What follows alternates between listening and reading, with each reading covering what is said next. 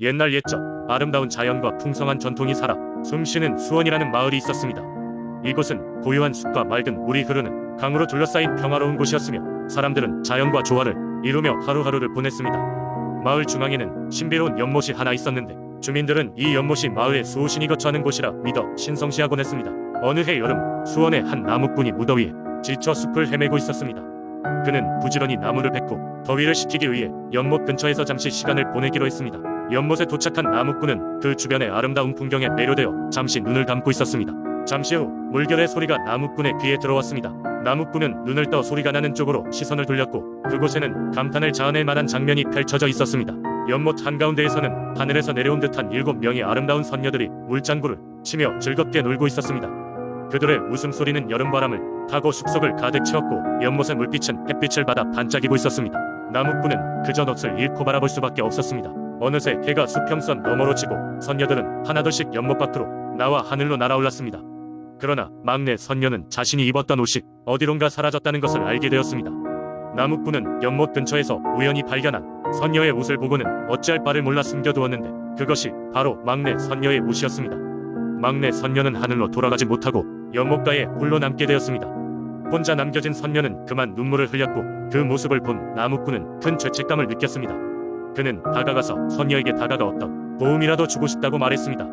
그러자 선녀는 고개를 끄덕이며 마을에 머물 수 있도록 도와달라고 부탁했습니다. 나무꾼은 선녀를 자신의 오두막으로 데려다주며 그녀를 돌보 왔습니다.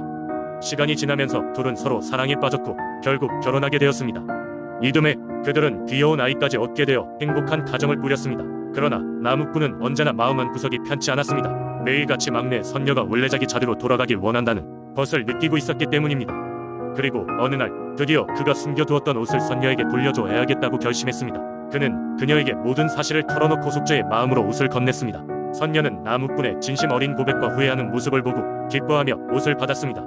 그녀는 감사의 인사를 전하고 가족과 작별 인사를 내렸습니다. 그 후 선녀는 하늘로 돌아가고 나무꾼은 홀로 남겨졌지만 여전히 연못을 바라보며 그들과 함께 보냈던 소중한 시간을 기억했습니다. 그리고 수원의 사람들도 이 이야기를 통해 자연과 인간의 조화로운 관계를 느끼며 현재까지 전해 내려오고 있습니다. 두 번째 이야기, 옛날 옛적 전라남도 영암의 작은 마을에 석이라는 소년이 살고 있었습니다. 석이는 호기심이 많고 상상력이 풍부한 아이였습니다. 그의 가장 큰 꿈은 눈에 보이지는 않지만 마을 사람들에게 따뜻한 햇살과 풍성한 수확을 가져다준다는 용왕을 만나는 것이었습니다. 영암의 마을 어귀에는 커다란 나무가 있었는데 이곳에는 용왕이 모습을 드러내 자연을 다스린다는 전설이 전해져 내려오고 있었습니다. 매일 아침 석이는 그 나무 앞에서 기도를 드리며 용왕을 만날 날을 손꼽아 기다렸습니다. 사람들은 그런 그의 모습을 보고 웃기도 하고 때로는 걱정스러운 눈빛으로 바라보기도 했습니다. 어느 날 석이는 나무 아래 앉아 잠시 눈을 감고 상념에 빠져 있었는데 갑자기 눈부신 빛과 함께 하늘이 열리고 그 앞에 푸른 비늘이 찬란한 용이 나타났습니다. 처음 보는 광경에 석이는 놀라고 두려웠으나 곧 정신을 차리고 주장하듯 외쳤습니다. 당신이 바로 용왕이십니까? 용왕은 중후한 목소리로 답했습니다. 그래, 오랜 세월 동안 이 마을을 지키고 있다. 많은 이들이 나의 존재를 잊었지만 너처럼 나를 기다려온 소녀는 없었단다. 내가 무엇을 원하는지 말해보거라. 석이는 두려움보다도 설렘이 앞서 이렇게 말했습니다. 저는 용왕님과 친구가 되고 싶습니다. 용왕님께서 이 마을에 뿌리는 은혜에 대해 배우고 싶어요. 그리고 저는 용왕님께 힘이 되어드리고 싶습니다. 용왕은 깊은 웃음을 띠며 석이를 칭찬했습니다. 너의 순수하고 진실한 마음이 느껴지는구나. 그래, 내가 너에게 특별한 기회를 줄 것이다. 너는 앞으로 일주일 동안 용의 모습을 띠고 하늘을 날 수 있는 능력을 줄 테니 하늘에서 내려다보는 세상의 모습이 무엇인지 깨닫도록 하거라. 그리하여 석이는 일주일 동안 용이 되어 하늘을 날며 그동안 상상조차 하지 못했던 신비한 경험을 하게 됩니다. 영암의 비옥한 들판, 반짝이는 강물, 그리고 바람에 흔들리는 숲의 소리까지 하늘에서 내려다보며 그는 자연의 경이로움에 감탄하게 됩니다.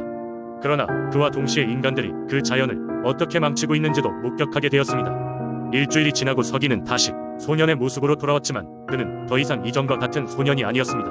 그는 마을 사람들에게 자연의 아름다움과 소중함에 대해 이야기하며 환경을 사랑하고 보호해야 한다는 것을 적극적으로 알리기 시작했습니다. 그때부터 석이는 용의 석이라 불리며 마을 사람들로부터 존경받았습니다. 그러던 어느 날 석이는 호련히 모습을 감추고 마을 사람들은 그가 용왕과 함께 하늘로 떠났다고 믿었습니다. 하지만 석이가 떠난 이후로도 그의 가르침은 마을 사람들의 삶 속에 살아남아 자연을 존중하는 문화로 이어졌습니다. 오늘날까지도 영암 사람들은 하늘을 올려다보며 마치 석이와 용왕이 계속해서 그들을 지켜보고 있다고 믿고 있습니다. 세 번째 이야기, 중병이라는 작은 마을에는 산과 강이 조화롭게 어우러진 아름다운 자연 환경이 펼쳐져 있었다. 마을 사람들은 이곳에서 오랜 세월 동안 농사를 지으며 조용하고 평화로운 나날을 보냈다. 그런 증평에 대해 구전되던 이야기가 있었으니 그것은 바로 산과 강의 영혼이라는 민속신앙에 관한 것이었다. 오랜 옛날 증평 마을이 처음 생겨날 무렵 사람들은 강가에 있는 작은 마을에 살고 있었다. 그러나 인근 산에서 자주 일어나는 산사태와 강이범람 때문에 계속된 재난에 시달려야 했고, 이러한 위협은 마을 사람들의 마음을 불안하게 했다. 어느 날 마을의 가장 나이가 많은 지혜로운 노인은 산의 신과 강의 신에게 기도를 드리러 산 위로 올라갔다. 노인은 토속 신앙을 깊이 믿는 사람이었고 자연의 영혼들과 소통할 수 있을 것이라고 믿고 있었다. 산 정상에 도착한 노인은 특별히 선정한 돌 위에 앉아 하루 종일 기도를 드렸다. 해가 질 무렵 노인은 피곤함에 지쳐 잠이 들었고 꿈속에서 두 영혼을 만나게 되었다. 산의 영혼은 힘차고 강인한 형상이었고 강의 영혼은 유연하고 부드러운 모습을 하고 있었다. 두 영혼은 노인에게 이렇게 말하였다. 우리의 도움을 받고자 한다면 너희 마을 사람들도 우리를 존중하고 산과 강을 소중히 여겨야 한다. 노인은 깨어난 뒤 마을로 돌아와 그 꿈에 대해 이야기했다. 마을 사람들은 두 영혼의 존재를 존중하기로 하고 매년 산신제를 열어 감사 의미로 제사를 올리기 시작했다. 또한 산을 훼손하지 않고 강물을 아끼며 조화를 이루며 살아가기로 다짐하였다. 그러자 신기하게도 산사태와 범람은 점차 줄어들었고 증평 마을은 평화로워졌다. 그 후로도 이 이야기는 대대로 전해져 내려오며 증평 사람들에게 자연에 대한 존중의 중요성을 일깨워 주었다. 마을 사람들은 매년 다가오는 산신제를 필수적으로 준비하며 이를 계기로 서로의 유대감을 높이고 공동체 정신을 강화하였다. 말과 행동으로 자연을 귀하게 여기는 이들의 마음가짐은 좋은 기운을 부르며 자연과 인간이 어우러지는 증평 마을의 평화를 지속적으로 지켜주었다. 이처럼 증평 의산과 강의 영혼 이야기는 단순히 신앙적 믿음을 넘어 어느새 마을 사람들의 삶의 철학이 되었고 자연과 조화롭게 살아가는 법을 가르치는 중요한 교훈으로 자리 잡았다. 네 번째 이야기. 옛날 옛적 바위와 바람이 만나는 통영의 작은 어촌 마을이 있었다. 이 마을은 바다와 밀접한 관계를 맺고 있었으며 주민들은 오랫동안 바다의 신 용왕을 깊이 믿고 있었다. 특히 그들은 매년 초여름이 되면 용왕에게 한 해의 풍어를 기원하는 용왕제를 올렸다. 용왕제는 마을의 가장 큰 행사로 마을 사람들은 바다의 신에게 감사와 함께 풍성 한어 횡령을 빌기 위해 정성스럽게 음식을 준비하고 바다에 귀한 술과 산의 진미를 바쳤다. 참가자들은 하얀 옷을 입고 정화수를 길어와 제단에 올리며 지성을 다해 기도를 올리곤 했다. 마을에는 영감인 철수 아주머니가 있었는데 그녀는 마을 사람들로부터 용왕과 가장 가까운 사람으로 여겨졌다. 그녀는 바람의 방향과 물결의 패턴을 보고 날씨와 풍호를 예측할 수 있는 특별한 능력을 지니고 있었다. 그러나 그녀의 능력은 단순히 자연을 읽는 데 그치지 않았다. 그녀는 꿈속에서 종종 용왕의 계시를 받아 사람들이 어려움을 겪을 때면 지혜롭게 해결책을 제시하곤 했다. 어느 해에는 유난히도 바다가 잔잔해 어부들이 조업에 나가도 손에 아무것도 잡히지 않는 날이 계속되었다. 힘든 나날이 이어지자 마을 사람들은 점차 지쳐갔다. 그때 철수 아주머니가 꿈에서 용왕이 메시지를 받았다고 전했다. 용왕님께서는 이번 해에 마을 사람들이 정성을 다하지 않았다고 꾸짖고 계십니다. 배가 없는 수확을 기대하기만 했고 노력의 미덕을 잊었으며 마음의 균형이 흐트러졌다고 하셨습니다. 마을 사람들은 처음에는 자신의 태도를 반성하며 정성스럽게 용왕제 준비를 시작하였다. 마을의 어린아이들부터 연로한 노인까지 모두가 힘을 합쳐 제각기 도울 수 있는 일을 맡았다. 다시 도전의식을 불태운 그들은 다른 해보다 더욱 철저하고 정성스럽게 용왕제를 준비했다.